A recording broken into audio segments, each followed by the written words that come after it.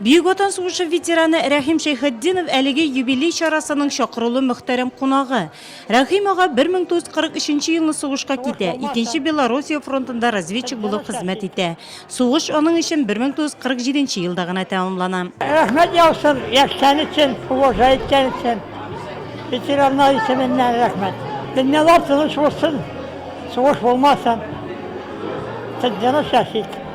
Физик мөмкинлекләре шикләнгәннәр тулы канлы тормыш белән яшәргә тырышалар. Алар нык ихтыяр көче, актив булулар белән сокландыра.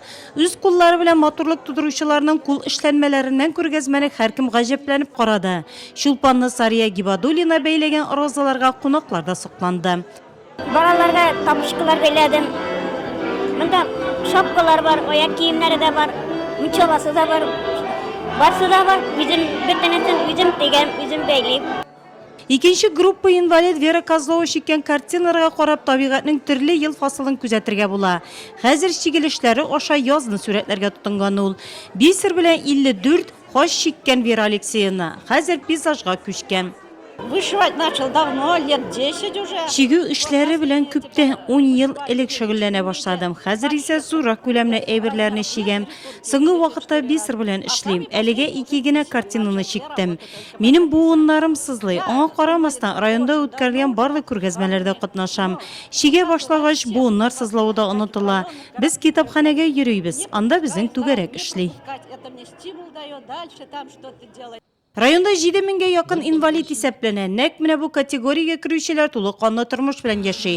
Аларның кайберәүләре бүген дә сәхнәдә җырлый, җәмәгать эшләрендә актив катнаша.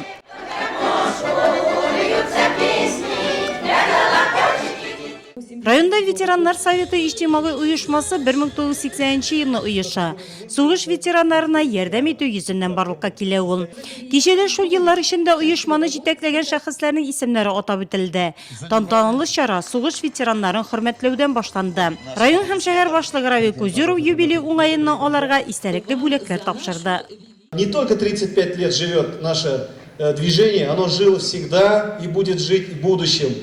Искренне поздравляю, желаю новых удач, новых успехов, спокойствия на нашей не только Нурлатской земле, в целом нашей стране. Юбилей кичәсе бүләкләргә бай булды. 7 райондашыбызга Нурлат районының мактаулы гражданы исеме бирелде. В республике у нас в Татарстане 1 миллион 90 тысяч ветеранов. Работают 55 ветеранских организаций районов и городов.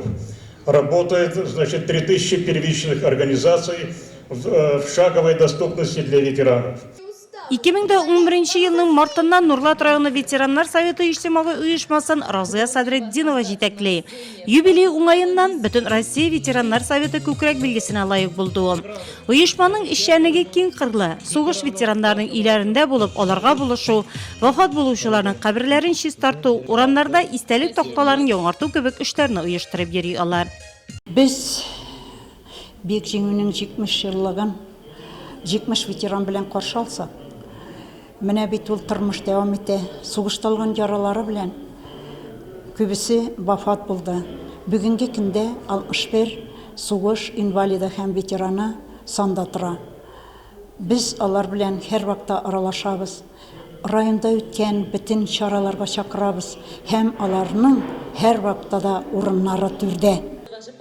Татарстан Республикасы хәрби хезмәт һәм сугыш ветераннары комитеты мактау кәгазенә лаек булучыларда сәхнәгә күтәрелде бәйрәмдә.